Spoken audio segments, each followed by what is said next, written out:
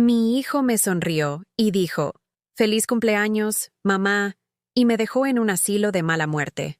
El frío de esa madrugada todavía se me clava en los huesos. Hoy, te voy a contar algo que nunca pensé que contaría. Y si tú, por un segundo, sientes que esto te suena familiar, solo te pido que dejes un like y te suscribas, porque esta historia puede ayudar a alguien a acercarse al amor de Dios. Amén. Era mi cumpleaños 72, y el viento se colaba por las ventanas de mi humilde casa en Guadalajara. Me había levantado antes del amanecer para rezar el rosario, como siempre, las cuentas gastadas deslizándose entre mis dedos temblorosos mientras susurraba cada Ave María con la devoción de toda una vida. Sobre la mesa de la cocina había puesto un pequeño pastel casero, junto al café fuerte y caliente que había preparado en mi vieja cafetera de peltre. Me puse mi mejor blusa, esa que María, mi vecina de toda la vida, me había regalado la Navidad pasada. Me peiné el cabello canoso con cuidado y murmuré una oración. Señor Jesús, quédate conmigo en este día. La casa olía a canela y a café, esos aromas que siempre habían llenado mi hogar de calidez. En la sala, las fotografías familiares me sonreían desde sus marcos dorados. Juan de niño, con su sonrisa traviesa, su primera comunión, con esas mejillas regordetas que yo tanto besaba, su boda con Camila, donde yo había llorado de felicidad. Cada imagen era un tesoro, un recuerdo de los años cuando mi hijo me necesitaba, cuando corrían hacia mí gritando, «¡Mamá!», cada vez que se lastimaba o tenía pesadillas. Esperé, y esperé. El reloj de la sala marcaba las horas con su tic-tac constante, cada sonido como una pequeña puñalada en mi corazón expectante. A las 11 de la mañana, finalmente escuché el motor de un auto detenerse frente a mi casa. Mi corazón se aceleró como el de una niña pequeña. Me asomé por la cortina de encaje que yo misma había tejido años atrás, y vi a Juan bajarse de su auto nuevo, reluciente bajo el sol tapatío. Cuando Juan, mi único hijo, finalmente llegó, traía puesto ese mismo gesto de cortesía helada que había aprendido a reconocer en los últimos meses. Me besó la mejilla con los labios fríos, murmuró un «Feliz cumpleaños, mamá», sin siquiera mirarme a los ojos, como si fuera una obligación más en su lista de pendientes.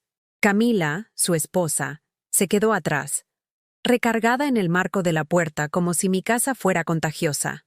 Sus dos niños, mis nietecitos adorados, no estaban por ningún lado. ¿Y los niños?, pregunté, tratando de mantener la voz alegre, aunque por dentro se me desmoronaba el mundo. «Están en casa de los papás de Camila», respondió Juan sin expresión alguna. Tenían otros planes, en el cumpleaños de su abuela. Las palabras se me clavaron como espinas. Juan se sentó en el sillón donde su papá, que Dios tenga en su gloria, solía leer el periódico cada mañana. Pero ahora ese mueble parecía demasiado grande para él, o tal vez él se había vuelto demasiado pequeño para llenarlo con su presencia. Sacó de su bolsillo un sobre manchado, doblado con precisión milimétrica, como todo lo que hacía últimamente. «Esto te va a ayudar con tu nueva situación», dijo, con esa voz suave como un cuchillo. «He encontrado una casa de retiro muy económica en Querétaro. Tienen enfermeras las 24 horas, actividades, bingo. Será mucho mejor para tu seguridad, mamá». El mundo se detuvo. Las palabras flotaron en el aire como humo, y por un momento pensé que había escuchado mal. «¿Pero esta es mi casa, hijo?», logré balbucear.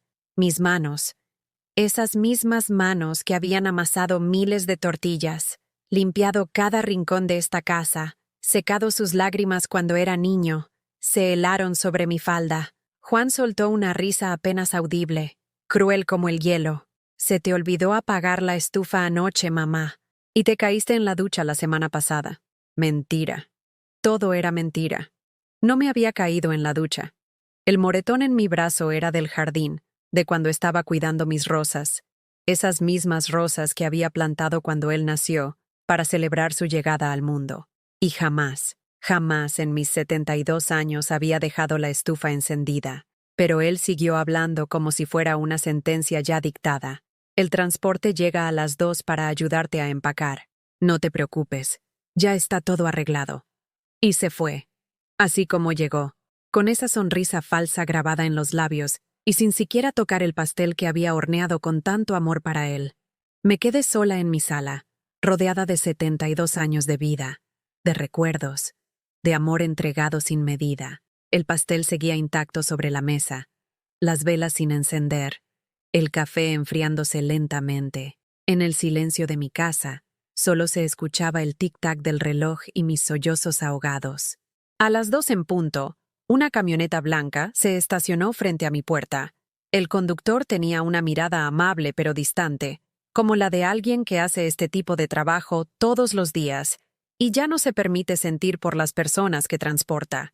Me ayudó a subir mis 2 maletas, todo lo que me habían permitido llevar de una vida entera, y me condujo por las calles de Guadalajara que conocía como la palma de mi mano, alejándome de todo lo que alguna vez llamé hogar. El asilo era un edificio gris y frío en las afueras de Querétaro, con pasillos que olían a desinfectante y desesperanza.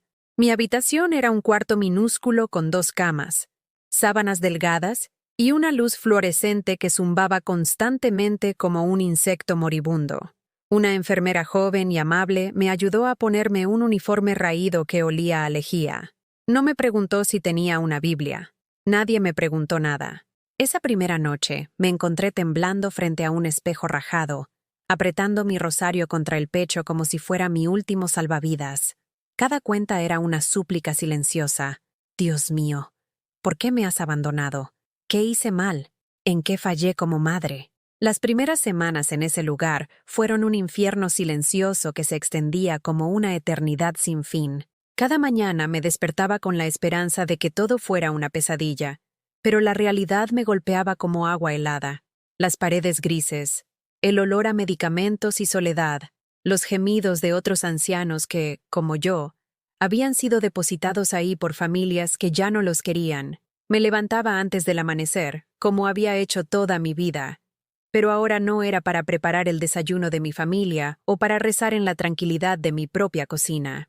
Era para llorar en silencio en ese baño compartido que olía a cloro y desesperanza, mordiéndome los labios para no despertar a doña Carmen, mi compañera de cuarto, una mujer ciega que hablaba sola durante las noches, llamando a sus hijos que nunca venían a visitarla. Durante esas madrugadas de soledad, los recuerdos me visitaban como fantasmas. Recordaba cuando Juan era pequeño y se despertaba gritando por las pesadillas. Corría a mi cama, temblando, y yo lo abrazaba hasta que se calmaba. «Reza conmigo, mamá», me decía con su vocecita asustada.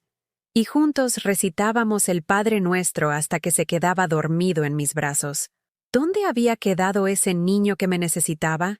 ¿En qué momento se había convertido en este hombre frío que me había desechado como un mueble viejo? Pensaba en todas las veces que había trabajado hasta el agotamiento para darle lo mejor.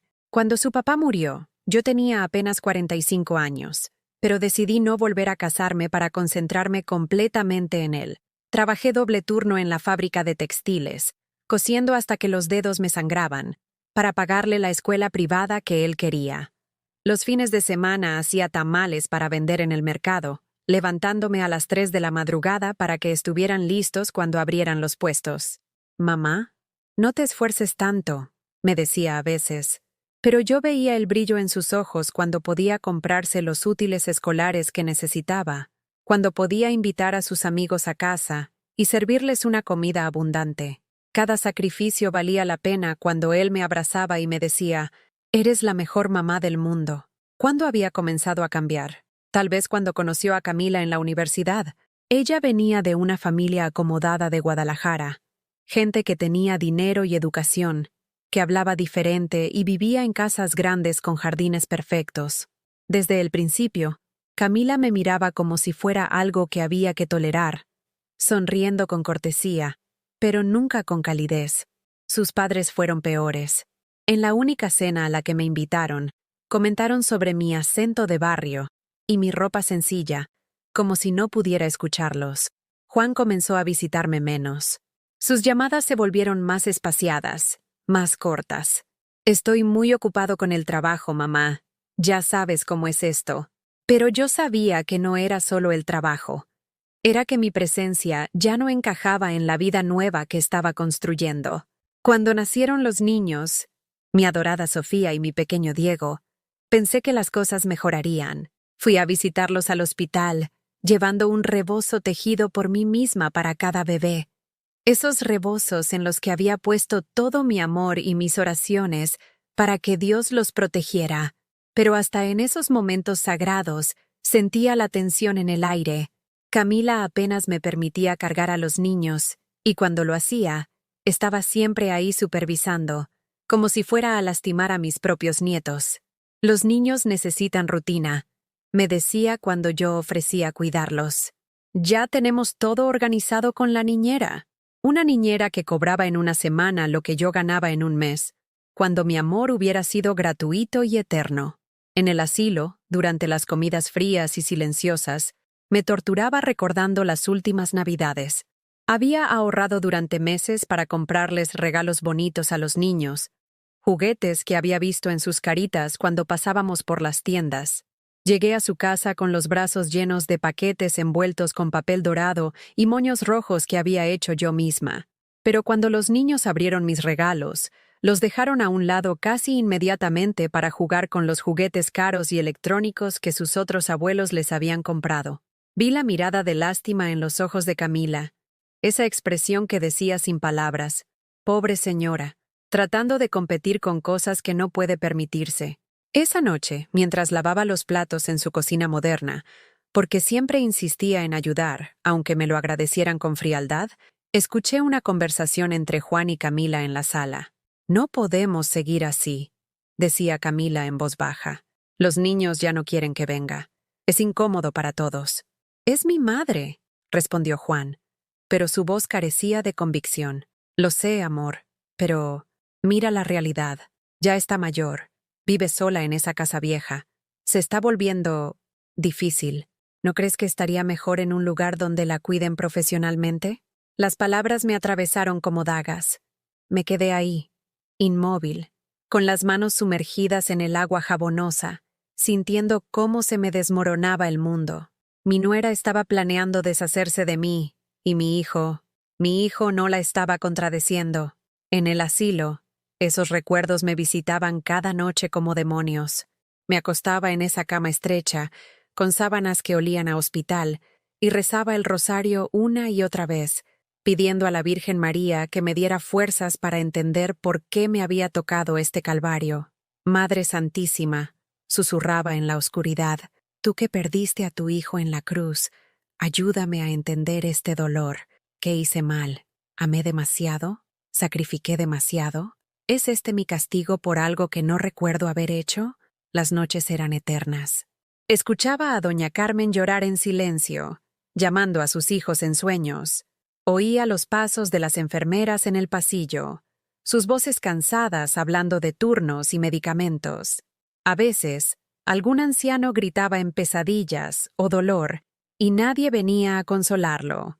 Durante el día, las actividades del asilo eran una parodia cruel de vida. Bingo con premios baratos, manualidades con materiales de segunda, televisión con el volumen demasiado alto para disimular el silencio desesperanzado. Yo me sentaba en una silla plástica, viendo pasar las horas, sintiendo cómo mi alma se iba apagando poco a poco. Una tarde, mientras estaba en el pequeño jardín del asilo, un parche de césped amarillento con 2 bancas rotas, llegó la hermana Patricia, una monja que visitaba el lugar los martes. Era una mujer mayor, con ojos bondadosos que habían visto mucho sufrimiento. Se sentó a mi lado en silencio, y después de un rato me preguntó, «¿Hace cuánto que no habla con Dios de verdad, señora Soledad?» La pregunta me tomó por sorpresa. «Rezo todos los días, hermana». «Eso no es lo que le pregunté», me dijo con suavidad. «Le pregunté cuándo fue la última vez que habló con él. No que le recitó oraciones, sino que le habló de corazón a corazón». No pude responder, porque la verdad era que hacía semanas que mis oraciones se habían vuelto mecánicas, desesperadas, llenas de porqués sin respuesta. «Está enojada con él», continuó la hermana Patricia, «y está bien estarlo, pero no se quede ahí. Él puede cargar con su enojo también». Las palabras de la hermana Patricia se quedaron conmigo como semillas plantadas en tierra árida. Esa noche, por primera vez en semanas, No recité el rosario de memoria. En lugar de eso, me senté en el borde de mi cama y, mirando hacia el crucifijo diminuto que había logrado traer conmigo, le hablé a Jesús como no lo había hecho en años. Señor, susurré en la oscuridad, estoy furiosa contigo, furiosa y dolida y confundida. ¿Así me pagas una vida entera de servicio? ¿Así me recompensas por criar a mi hijo en tu camino? No entiendo tu plan, y tal vez ya no quiero entenderlo. Las lágrimas cayeron libremente por primera vez desde que llegué a ese lugar. No eran lágrimas silenciosas de resignación, sino sollozos profundos de una rabia que había estado enterrando bajo capas de «acepta la voluntad de Dios». Y todo sucede por algo.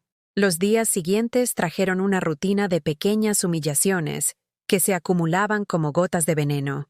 Durante el desayuno, una enfermera joven me habló como si fuera una niña pequeña. ¿Ya terminó su avena, abuelita? ¿Necesita ayuda para ir al baño? Tenía 72 años, no 92. Mi mente estaba perfectamente clara, pero aquí todos asumían que ser viejo significaba ser inútil.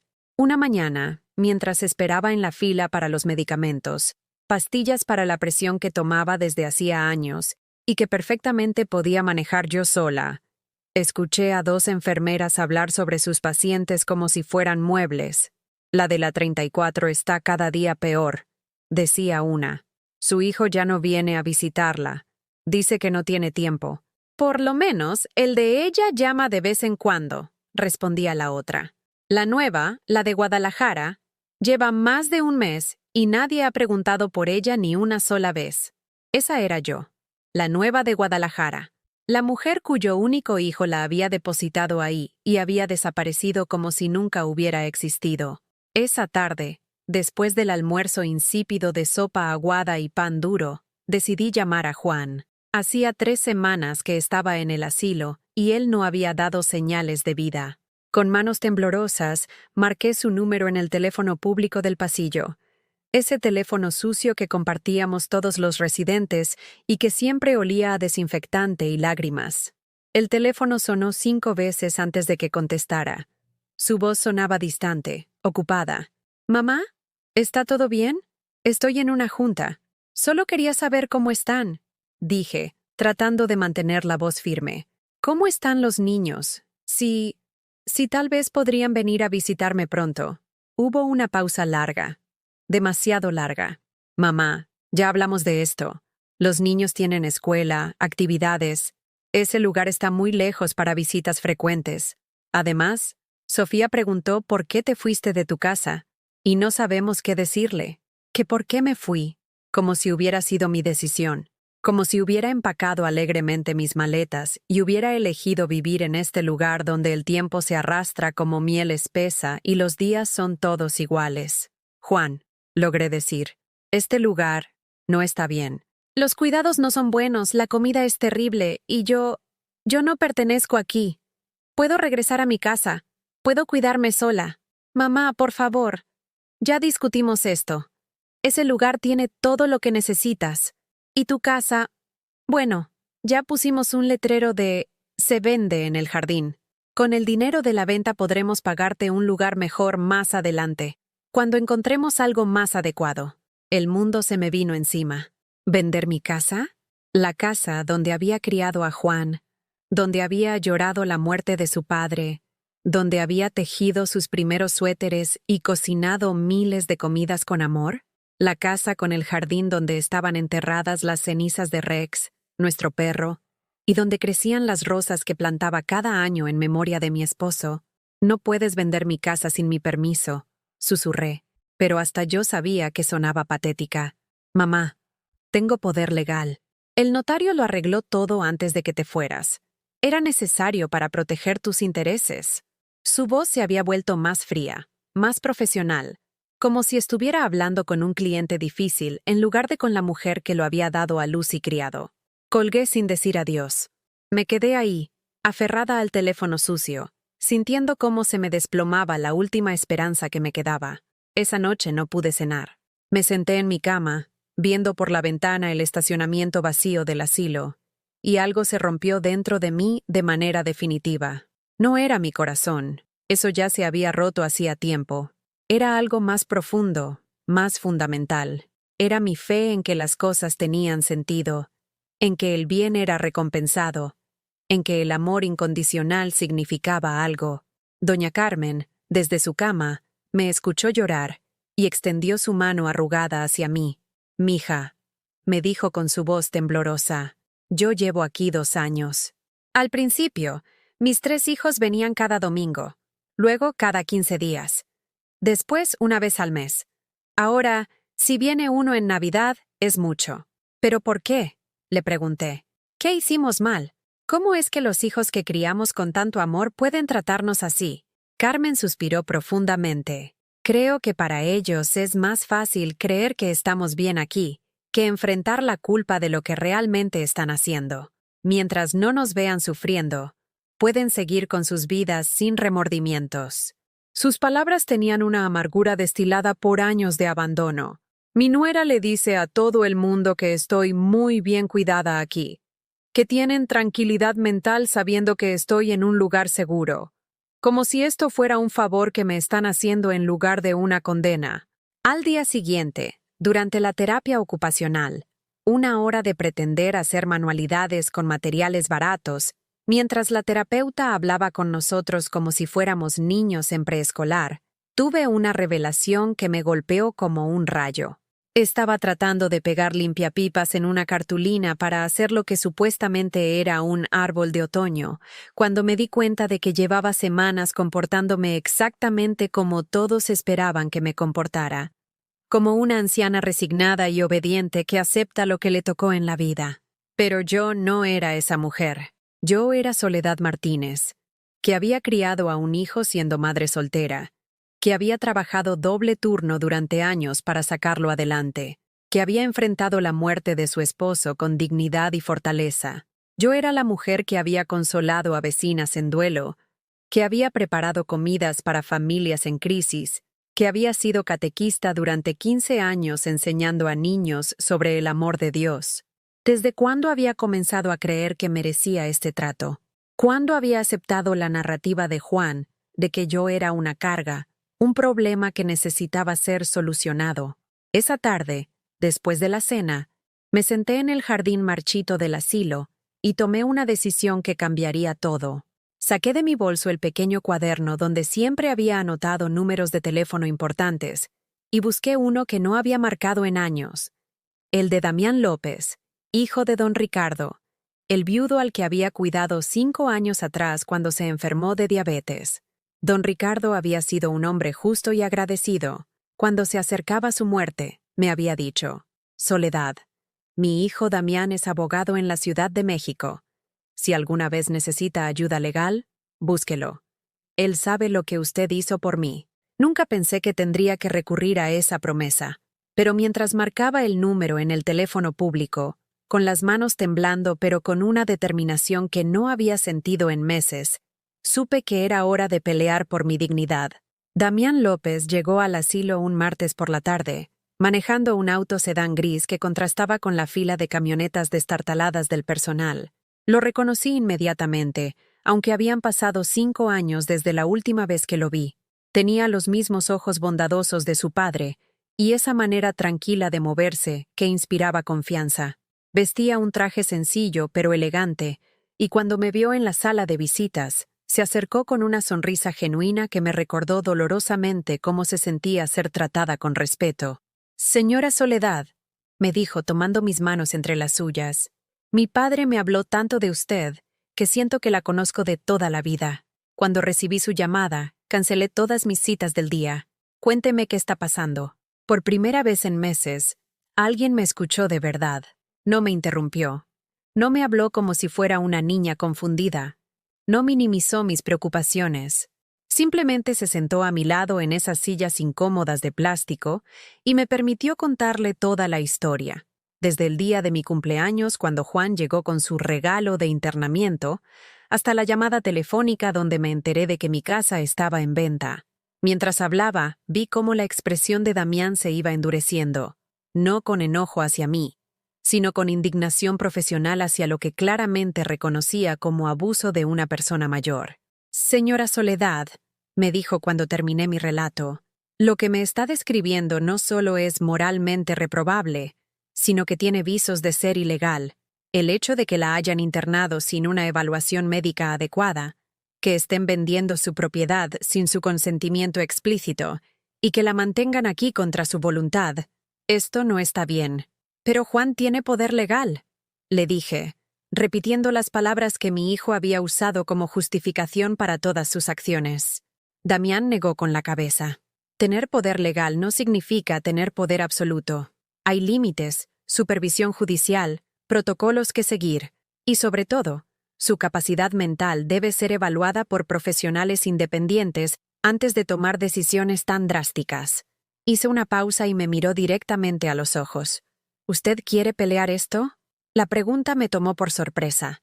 Había pasado tantos meses sintiendo que no tenía opciones, que era víctima de circunstancias que no podía controlar, que la posibilidad de luchar activamente por mi libertad me parecía casi imposible de imaginar. ¿Usted cree que puedo ganar? Le pregunté. Creo que usted merece la oportunidad de intentarlo, respondió. Y basándome en lo que me ha contado y en cómo se expresa, creo que tenemos una buena posibilidad de éxito. Esa misma tarde, Damián me llevó a ver a un médico geriatra en Querétaro, el doctor Hernández, un hombre mayor con barba canosa que me examinó con la minuciosidad de alguien que toma en serio su profesión. Durante 2 horas, me hizo preguntas sobre mi memoria, mis capacidades cognitivas, mi estado físico general.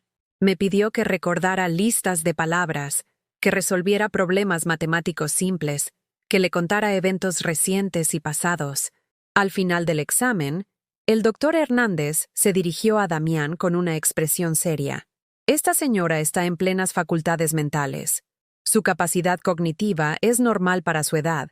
No presenta signos de demencia ni deterioro significativo. Físicamente, está en buena condición general. No veo ninguna razón médica que justifique un internamiento involuntario. Esas palabras fueron como agua fresca después de meses en el desierto. Por primera vez desde mi cumpleaños, alguien con autoridad había confirmado lo que yo sabía en mi corazón, que no estaba loca, que no era una carga inmanejable, que era perfectamente capaz de tomar mis propias decisiones. Pero cuando regresamos al asilo esa noche, me esperaba una sorpresa desagradable. Juan estaba en la recepción, hablando con la directora del lugar, una mujer delgada y nerviosa, que siempre parecía estar calculando costos y minimizando gastos.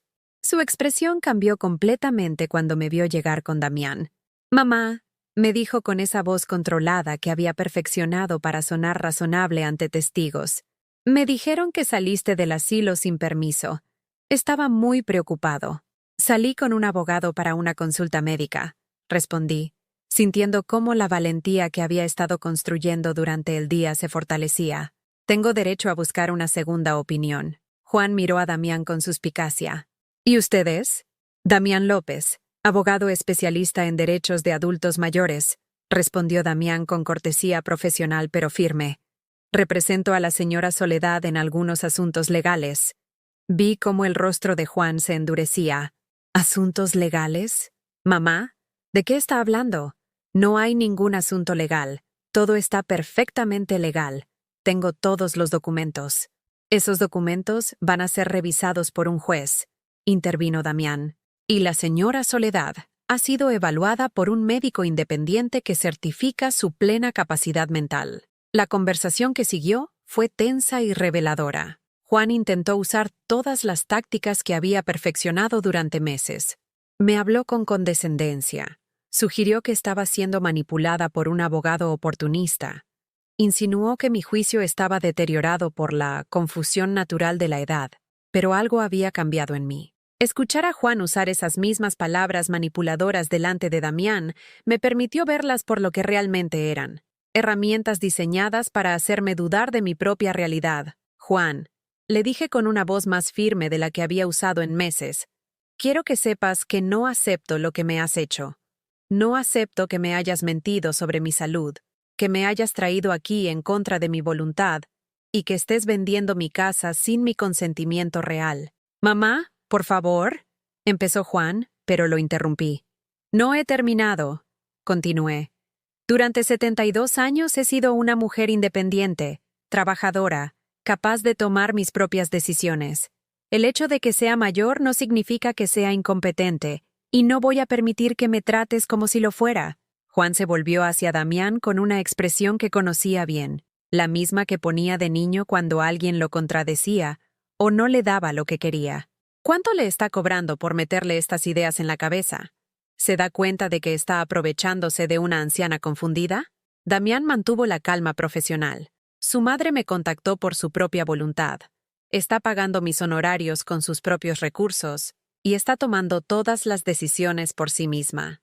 Mi trabajo es simplemente asegurarme de que sus derechos sean respetados.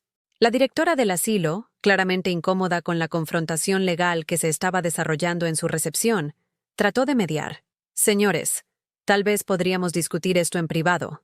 No hay nada que discutir en privado, dijo Juan, su máscara de cortesía finalmente cayendo por completo. Soy el hijo de esta mujer. Tengo poder legal sobre sus decisiones. Y no voy a permitir que un extraño se aproveche de su confusión senil. ¿Confusión senil? Repetí, sintiendo cómo la indignación me daba una claridad mental que no había experimentado en meses. ¿Es así como justificas lo que me has hecho? ¿Convenciéndote de que estoy senil? Por primera vez desde que llegó, Juan parecía genuinamente sorprendido por mi tono.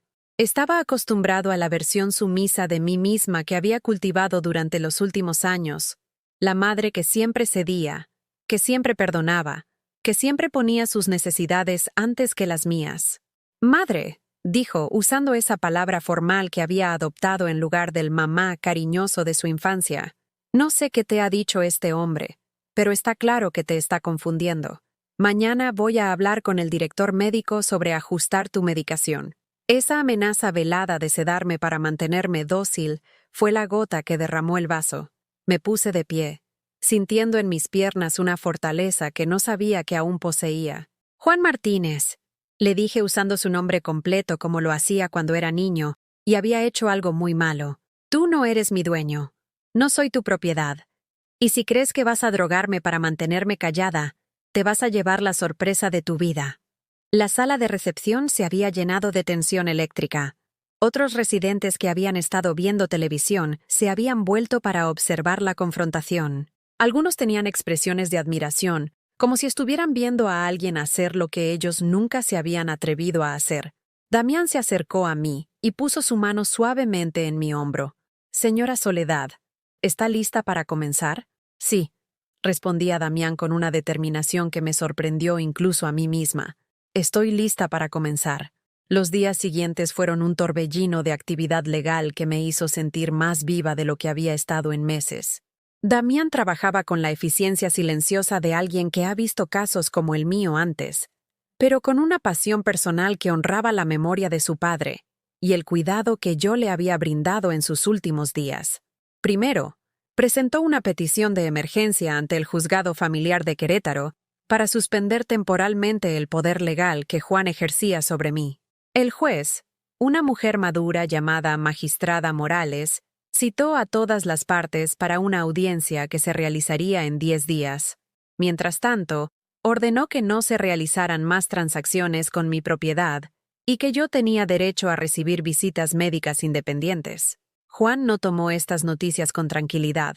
Al día siguiente de la notificación judicial, llegó al asilo acompañado de Camila y, para mi sorpresa, de los niños.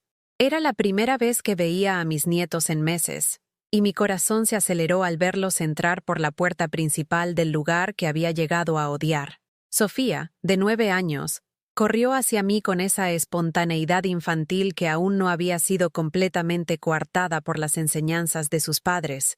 ¡Abuela!, gritó, abrazándome con tanta fuerza que casi me hace perder el equilibrio.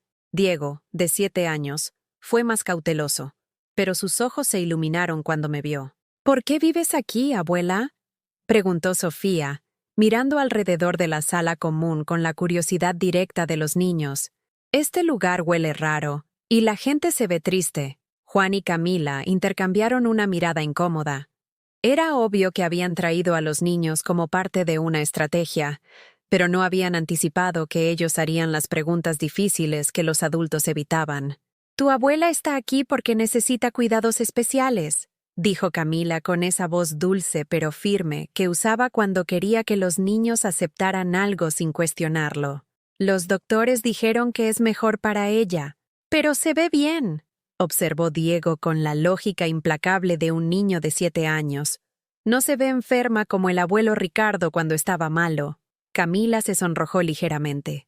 Los niños recordaban a don Ricardo, a quien habían conocido antes de que yo lo cuidara, y podían hacer comparaciones que eran inconvenientes para la narrativa que sus padres habían construido. Juan decidió tomar control de la conversación. Niños, dense prisa y despídanse de su abuela. Tenemos que irnos pronto. ¿Ya? Preguntó Sofía. Pero acabamos de llegar. ¿Podemos quedarnos a comer con ella? La comida aquí debe ser diferente. No, mi amor, intervino Camila rápidamente. Ya tenemos planes para almorzar. Era una mentira transparente. Habían venido específicamente para esta visita corta y controlada, diseñada para cumplir con el mínimo de apariencias familiares, sin arriesgarse a que los niños hicieran más preguntas incómodas o desarrollaran una conexión emocional conmigo que complicara sus planes. Pero Sofía no se dejó disuadir fácilmente. Abuela, ¿te gusta vivir aquí? ¿Extrañas tu casa? La pregunta me golpeó como una bofetada. Mi nieta, con la honestidad brutal de la infancia, había preguntado lo que ningún adulto se había atrevido a preguntar desde que llegué a ese lugar. Sí, mi amor, le dije, mirándola directamente a los ojos. Extraño mucho mi casa. Extraño mi jardín, mi cocina, mis rosas. Entonces, ¿por qué no regresas? Preguntó Diego con lógica infantil. Juan se tensó visiblemente. Porque los adultos a veces tenemos que tomar decisiones difíciles para proteger a las personas que amamos. ¿Pero la abuela está de acuerdo? Insistió Sofía. La pregunta flotó en el aire como una bomba sin explotar. Juan y Camila claramente no habían preparado a los niños para esta posibilidad, y ahora se encontraban en la posición incómoda de tener que explicar por qué habían internado a su abuela sin su verdadero consentimiento. Los niños no entienden estas cosas, dijo Camila finalmente, con una sonrisa tensa. Son muy complicadas para ellos. Pero yo había decidido que ya no iba a ser cómplice de las mentiras que me habían puesto en esa situación. Sofía, Diego, les dije con suavidad, a veces los adultos cometen errores, incluso cuando creen que están haciendo lo correcto. Juan me lanzó una mirada de advertencia, pero ya no me intimidaba. Sus hijos, mis nietos, merecían escuchar al menos un atisbo de verdad en medio de todas las medias verdades y justificaciones con las que los habían estado alimentando. ¿Tu papá cometió un error?, preguntó Diego con esa capacidad infantil de ir directo al corazón del asunto. Eso, les dije, es algo que un juez va a decidir muy pronto. La visita terminó abruptamente después de eso. Juan prácticamente arrastró a los niños fuera del edificio mientras Camila murmuraba explicaciones apresuradas sobre horarios y compromisos. Pero antes de irse, Sofía se soltó de la mano de su padre y corrió de vuelta hacia mí. «Te amo, abuela», me susurró al oído. «Y espero que regreses a tu casa pronto». Esas palabras me sostuvieron durante los días difíciles que siguieron, porque Juan no se rindió fácilmente. Al día siguiente, apareció en el asilo con un médico privado, un hombre mayor con una sonrisa oleosa que claramente había sido contratado para proporcionar una evaluación que respaldara la narrativa de Juan sobre mi incapacidad mental. El doctor Villarreal pasó 15 minutos conmigo, me hizo preguntas superficiales sobre la fecha y mi ubicación, y luego se retiró para hablar con Juan en privado. No me permitieron estar presente durante esa conversación, pero más tarde me enteré por Damián que había intentado presentar un informe que cuestionaba mi capacidad para tomar decisiones independientes. Afortunadamente, el informe del doctor Hernández, mucho más detallado y profesional, ya había sido presentado al juzgado. Damián también había documentado las circunstancias sospechosas de la evaluación de Villarreal, incluyendo el hecho de que Juan lo había contratado y pagado directamente. 3 días antes de la audiencia, tuve otro visitante inesperado, la hermana Patricia, la monja que visitaba el asilo y que había plantado la primera semilla de mi despertar espiritual. Se sentó conmigo en el jardín marchito, bajo un ciruelo que luchaba por florecer a pesar del descuido. He estado orando por usted, me dijo sin preámbulos. Y siento que debo decirle algo. ¿Qué cosa, hermana? Que lo que está haciendo, defenderse, reclamar su dignidad, no es contrario a la fe cristiana. A veces, confundimos la humildad con la sumisión al abuso, y el perdón con permitir que otros nos lastimen repetidamente. Sus palabras tocaron una herida que había estado supurando durante meses. Desde que comencé esta lucha legal, había estado torturada por la duda de si estaba siendo una buena cristiana. ¿No se suponía que debía perdonar a Juan? ¿No debía aceptar mi sufrimiento como una cruz que cargar? Jesús echó a los mercaderes del templo. Continuó la hermana Patricia. No se quedó callado cuando vio injusticia, incluso cuando esa injusticia la cometían personas que se consideraban justas. Pero es mi hijo, susurré. ¿Cómo puedo luchar contra mi propio hijo? Pregúntese esto, me respondió la hermana. ¿Le está haciendo un favor al permitir que continúe por este camino? ¿Está sirviendo a su alma al permitir que trate a su propia madre como un objeto desechable? Esa noche, por primera vez en semanas, mis oraciones no estuvieron llenas de confusión y dolor. En lugar de eso, le pedí a Dios que me diera la fuerza para hacer lo correcto, no solo para mí, sino también para Juan, incluso si él no podía verlo en ese momento. Señor, oré en la oscuridad de mi habitación compartida. Sé que mi hijo se ha perdido en algún lugar del camino. Ha olvidado los valores que le enseñé. Ha olvidado el amor que compartimos. Pero no puedo salvarlo permitiendo que continúe lastimándome. Dame la sabiduría para amarle lo suficiente como para detenerlo. La audiencia estaba programada para el viernes por la mañana. El jueves por la noche, mientras me preparaba para lo que sería el día más importante de mi lucha por la libertad, recibí una llamada en el teléfono público del asilo. Era Juan, y su voz sonaba diferente, más suave, más como el niño que solía ser. Mamá, dijo, ¿podemos hablar? ¿Podemos tratar de resolver esto sin que tenga que llegar a un juez? La llamada de Juan me tomó completamente desprevenida. Su voz tenía una vulnerabilidad que no había escuchado en años, un eco del niño que solía buscarme cuando tenía miedo o había hecho algo malo. Por un momento, mi corazón de madre se ablandó, esperando contra toda esperanza que finalmente hubiera recordado quién era realmente. Claro, hijo, le respondí, sintiendo cómo las lágrimas amenazaban con brotar. Siempre podemos hablar. ¿Puedo ir mañana en la mañana?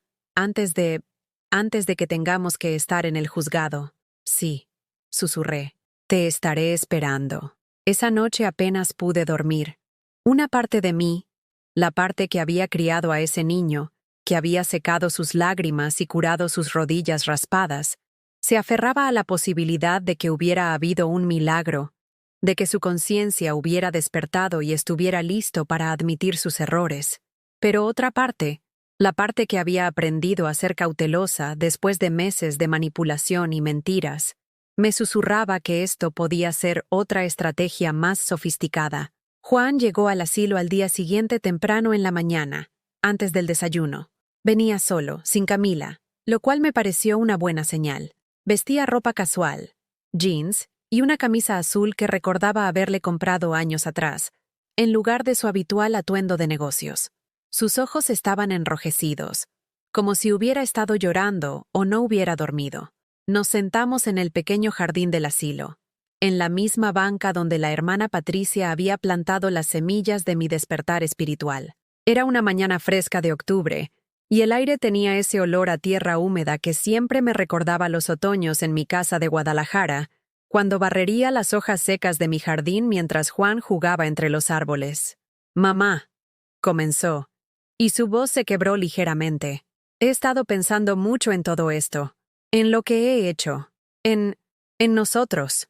Mi corazón se aceleró. «¿Sí, hijo? Recuerdo cuando era pequeño y me enfermé de neumonía. Tenía como 8 años. ¿Te acuerdas?» Por supuesto que me acordaba. Había sido uno de los momentos más aterradores de mi vida como madre. Juan había estado hospitalizado durante una semana, y yo no me había movido de su lado ni un solo momento. Dormí en una silla incómoda junto a su cama, sostuve su mano mientras deliraba con fiebre. Rogué a todos los santos que lo protegieran. Me acuerdo, dije suavemente. Estuviste muy grave. Me acuerdo de que no te fuiste ni una sola vez del hospital. Ni para cambiarte de ropa, ni para bañarte, ni para comer algo decente. Las enfermeras tenían que traerte sándwiches porque no querías dejarme solo. Las lágrimas comenzaron a rodar por sus mejillas, y por un momento vi al niño asustado que había sido, no al hombre frío en el que se había convertido. Cuando finalmente pude regresar a casa, continuó, me dijiste que habías prometido a la Virgen de Guadalupe que si me salvaba, dedicarías tu vida entera a cuidarme y protegerme. Y lo cumpliste, ¿verdad? Cada día de mi vida, sentí tu amor incondicional. Sí, susurré, sin saber hacia dónde se dirigía esta conversación, pero sintiendo cómo mi corazón se llenaba de esperanza. Por eso, dijo, y su voz se volvió más firme. Me duele tanto que ahora hayas olvidado ese amor, que hayas decidido traicionar todo lo que construimos juntos por las mentiras de un abogado oportunista. Las palabras me golpearon como agua helada. No, no había cambiado. Esto no era una disculpa ni una epifanía. Era otra manipulación, más sutil y cruel que todas las anteriores, porque usaba nuestros recuerdos más sagrados como armas. Juan, logré decir, sintiendo cómo la rabia reemplazaba a la esperanza en mi pecho. ¿Estás usando mis recuerdos de cuidarte cuando eras niño para justificar cómo me estás tratando ahora? No es justificar, mamá. Es recordarte quiénes somos realmente. Es recordarte que somos familia, que nos amamos, y que no necesitamos a extraños diciéndonos cómo manejar nuestros asuntos. ¿Nuestros asuntos? Repetí, sintiendo cómo mi voz se alzaba. ¿Te refieres al asunto de que me hayas mentido sobre mi salud mental? ¿Al asunto de que me hayas abandonado en este lugar contra mi voluntad? ¿Al asunto de que estés vendiendo mi casa sin mi consentimiento? Juan suspiró con esa paciencia exagerada que había perfeccionado, como si estuviera lidiando con una niña pequeña haciendo berrinche. Mamá, todo eso lo hice por tu bien, porque te amo, porque no podía soportar la idea de que te pasara algo estando sola en esa casa vieja. ¿Mi bien? Las palabras salieron de mi boca como una explosión. ¿Mi bien es estar en un lugar donde me tratan como si fuera invisible? ¿Mi bien es comer comida fría y dormir en una cama que huele a desinfectante? ¿Mi bien es no poder ver a mis nietos porque están muy lejos para visitas frecuentes? Los niños... comenzó Juan, pero lo interrumpí.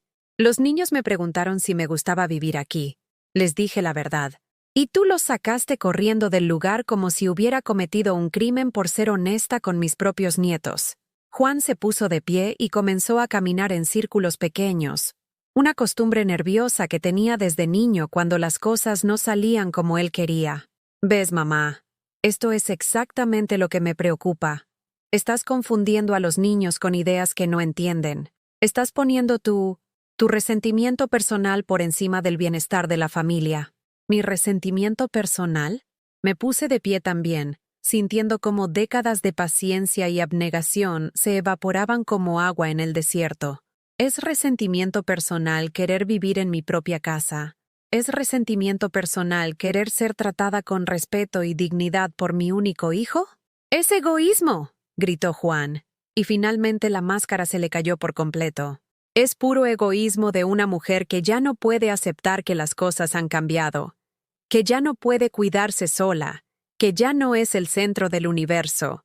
Las palabras resonaron en el jardín silencioso como campanadas de funeral. Otros residentes que estaban tomando el sol matutino se voltearon para mirarnos, algunos con expresiones de reconocimiento. Habían estado en conversaciones similares con sus propios hijos. Ah, dije con una calma que me sorprendió incluso a mí misma. Ahí está la verdad. Finalmente. Juan se dio cuenta de lo que había revelado y trató de retroceder. Mamá, no quise decir... Sí quisiste. Lo interrumpí. Quisiste decir exactamente eso, que soy una carga egoísta que ya no es útil para ti, que soy una vergüenza para la vida nueva que has construido con Camila y su familia de dinero, que soy un obstáculo para tu imagen de éxito. Eso no es cierto, ¿no?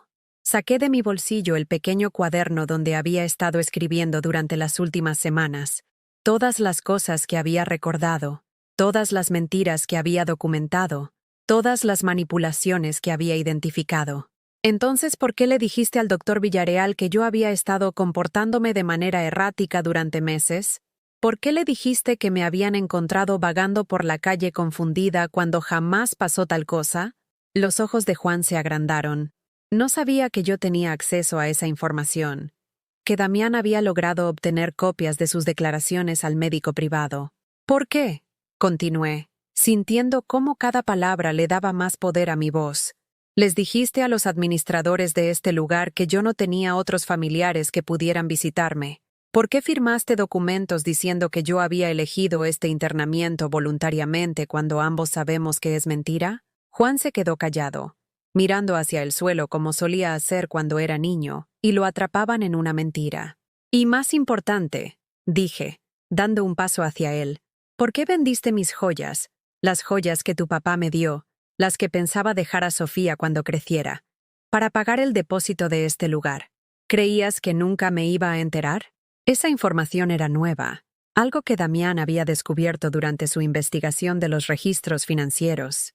Juan había vendido mis anillos, mis aretes de perlas, el collar de oro que mi esposo me había regalado en nuestro 10º aniversario, todo para financiar mi propio encarcelamiento. Esas joyas, murmuró Juan. Esas joyas eran mías, dije con una firmeza que no sabía que poseía. Eran todo lo que me quedaba de tu padre. Y las vendiste como si fueran chatarra para pagar por deshacerte de mí.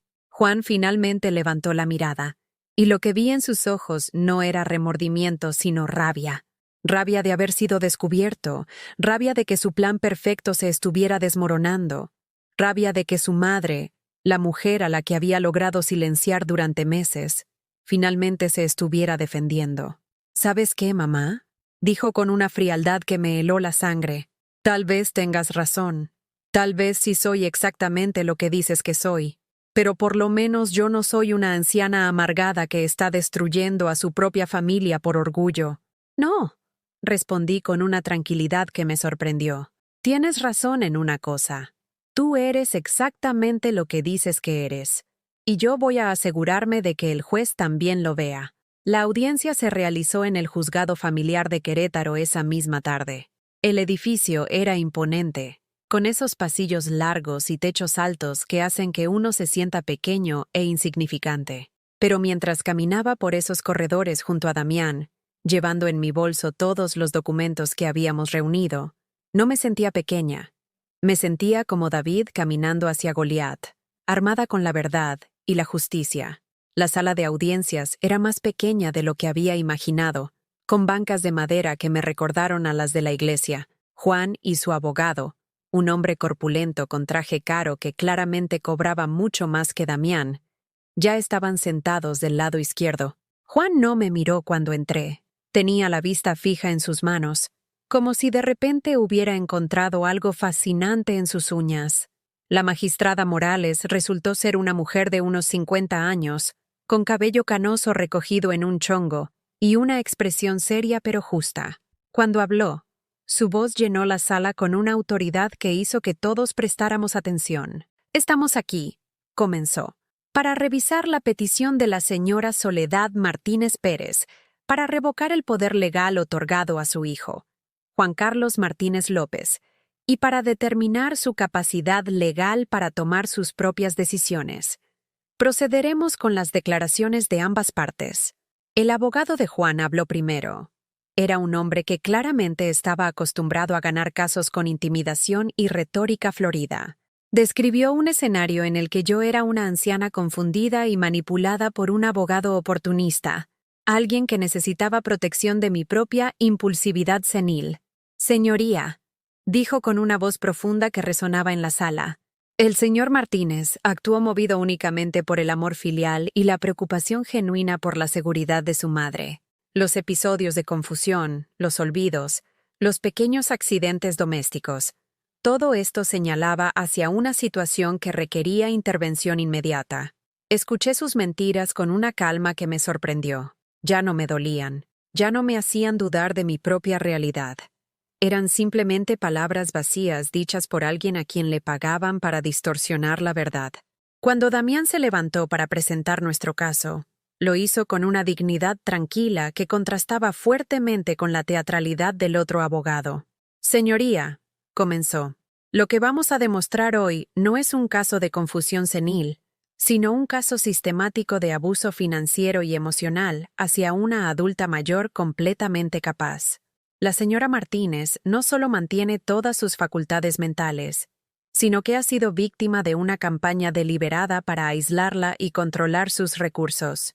Durante las siguientes 2 horas, Damián presentó meticulosamente todas las pruebas que habíamos reunido. El dictamen médico del doctor Hernández, que certificaba mi plena capacidad mental. Los registros bancarios que mostraban cómo Juan había vendido mis pertenencias sin mi conocimiento. Las grabaciones, que yo no sabía que él había hecho. De algunas de mis conversaciones telefónicas, donde se podía escuchar claramente que yo estaba completamente coherente y en desacuerdo con el internamiento. Pero lo más devastador fue cuando Damián presentó las declaraciones falsas que Juan había hecho al doctor Villareal y a los administradores del asilo. Documentos donde afirmaba que yo había estado vagando confundida por las calles, que había causado inundaciones por dejar llaves abiertas, que había olvidado el nombre de mis propios nietos. Todo era mentira. Todo había sido fabricado para crear un expediente de incompetencia mental que justificara sus acciones. Cuando llegó mi turno de declarar, me puse de pie con las piernas temblorosas, pero con una determinación férrea en el corazón. La magistrada me miró con ojos bondadosos pero evaluadores. Señora Martínez, me dijo, ¿puede explicarle a esta corte, en sus propias palabras, qué ha ocurrido en los últimos meses? Y entonces, por primera vez en público, conté mi historia completa. No la versión editada que había compartido con amigos bien intencionados, no la versión suavizada que había murmurado en confesión, la verdad completa y brutal. Hablé del día de mi cumpleaños, cuando mi hijo llegó con un sobre en lugar de un abrazo, y me anunció que mi vida tal como la conocía había terminado. Hablé de las noches en el asilo, llorando en silencio para no despertar a otros ancianos abandonados. Hablé de descubrir que mis joyas, los últimos recuerdos tangibles de mi esposo, habían sido vendidas para pagar por mi propio encarcelamiento. Señoría, dije, y mi voz se fortaleció con cada palabra, no soy una anciana confundida. Soy una mujer de 72 años que crió a su hijo siendo madre soltera, que trabajó toda su vida para darle oportunidades que yo nunca tuve, que sacrificó todo, incluyendo la posibilidad de volver a casarme, para asegurarme de que él tuviera el mejor futuro posible. Miré directamente a Juan por primera vez desde que había comenzado la audiencia. Tenía lágrimas en los ojos, pero no sabía si eran de remordimiento o de rabia. Mi hijo, continué, aprendió de mí los valores del trabajo duro, la honestidad y el respeto por los mayores. Pero en algún lugar del camino, decidió que esos valores ya no se aplicaban a mí. Decidió que porque soy mayor, porque vivo modestamente, porque no encajo en la imagen de éxito que él quiere proyectar, ya no merezco dignidad ni respeto. La sala estaba completamente silenciosa. Incluso el secretario había dejado de escribir para escucharme. No estoy aquí buscando venganza, dije. Estoy aquí buscando justicia. Justicia para mí, sí, pero también para todos los adultos mayores que son silenciados y descartados por hijos que se han olvidado de que algún día ellos también envejecerán. Cuando terminé de hablar, me senté sintiéndome más ligera de lo que me había sentido en meses. Había dicho todo lo que necesitaba decir. Había reclamado mi voz. La magistrada Morales nos pidió un receso de 30 minutos para revisar toda la evidencia. Durante esa media hora, me senté en una banca del pasillo con Damián, viendo pasar a otras familias con sus propios dramas legales, sus propias tragedias y reconciliaciones. ¿Cree que ganemos?, le pregunté a Damián. Creo, me respondió, que usted ya ganó lo más importante. Recuperó su voz. Cuando regresamos a la sala, la magistrada Morales tenía una expresión seria pero decidida. Se aclaró la garganta y comenzó a leer su veredicto. Después de revisar toda la evidencia presentada, comenzó, esta corte encuentra que la señora Soledad Martínez Pérez, mantiene plena capacidad mental y legal para tomar sus propias decisiones. Los documentos médicos independientes confirman que no existe deterioro cognitivo que justifique la tutela impuesta. Mi corazón se aceleró, pero traté de mantener la compostura. Además, continuó la magistrada, esta corte encuentra evidencia preocupante de manipulación y posible abuso financiero. El poder legal otorgado al señor Juan Carlos Martínez López queda revocado inmediatamente. Juan se puso de pie bruscamente, como si fuera a protestar, pero su abogado lo jaló hacia abajo. La señora Martínez, siguió leyendo la magistrada, tiene derecho a regresar inmediatamente a su domicilio y a recuperar el control total de sus finanzas y propiedades. La venta de la casa queda suspendida indefinidamente hasta que la señora decida qué hacer con su propiedad. Además, y aquí la magistrada miró directamente a Juan, esta corte ordena que se inicie una investigación por parte de servicios sociales sobre las circunstancias de este caso para determinar si se cometieron delitos contra una persona mayor. Las palabras resonaron en la sala como campanas de libertad.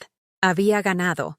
No solo había recuperado mi libertad, sino que el sistema judicial había reconocido que lo que me habían hecho estaba mal, que era abuso, que era ilegal.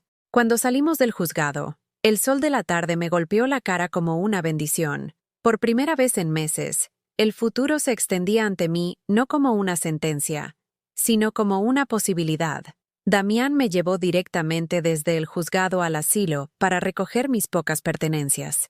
El personal me miró con una mezcla de sorpresa y respeto. No era común que alguien saliera de ahí por decisión judicial. La directora del lugar incluso se disculpó por las circunstancias inusuales de mi estadía. Mientras empacaba mis 2 maletas, lo único que me habían permitido traer de toda una vida, doña Carmen me tomó la mano con sus dedos temblorosos. «Mija», me dijo con lágrimas en sus ojos ciegos, «usted ha hecho algo que ninguna de nosotras se atrevió a hacer. Ha peleado por su dignidad. Ha demostrado que no estamos muertas mientras tengamos aliento en el cuerpo». «Doña Carmen», le dije, apretando su mano, «esto no es adiós. Voy a venir a visitarla, y vamos a encontrar la manera de ayudar a otras mujeres como nosotras». Era una promesa que tenía toda la intención de cumplir. Esa noche dormí en mi propia casa por primera vez en 3 meses.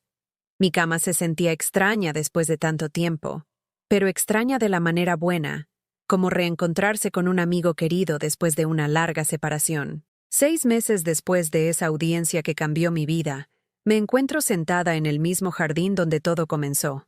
Pero todo es diferente ahora. Las rosas que pensé que nunca volvería a ver han florecido con una intensidad que no recordaba desde años atrás, como si ellas también hubieran estado esperando mi regreso para poder respirar completamente.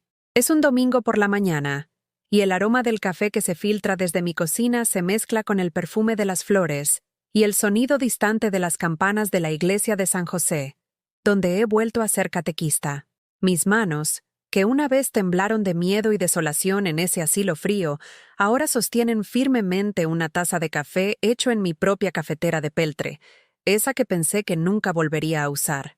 La transformación no fue inmediata ni sencilla. Los primeros días después de regresar a casa fueron un tornado de emociones contradictorias.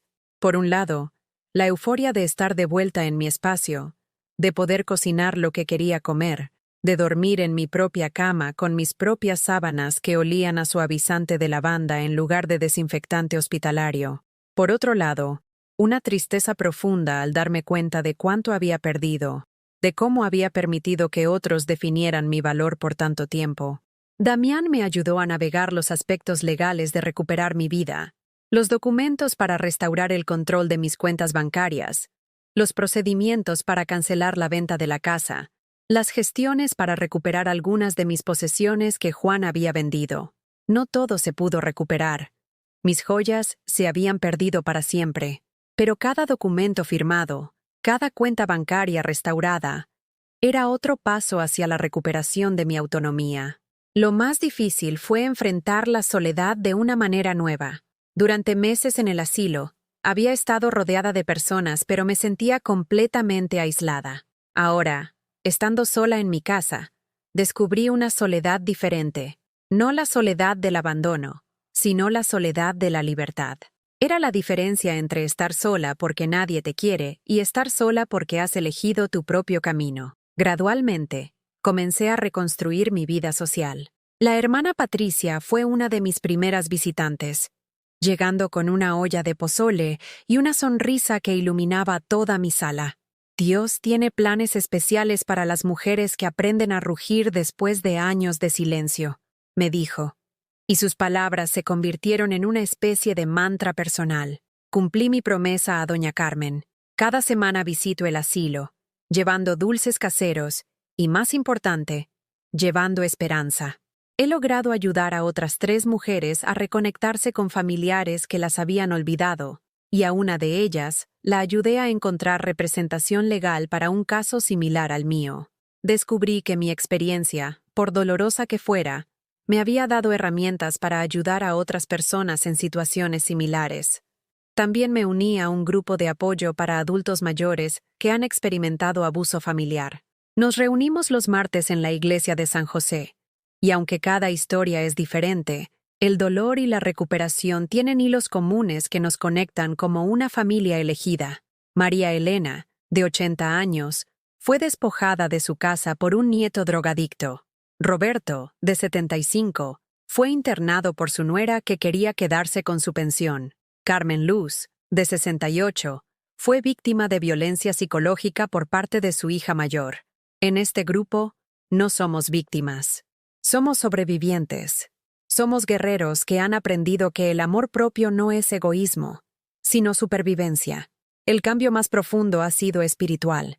Mi relación con Dios se ha transformado de una de súplica desesperada a una de conversación honesta. Ya no le pido que haga que otros me amen.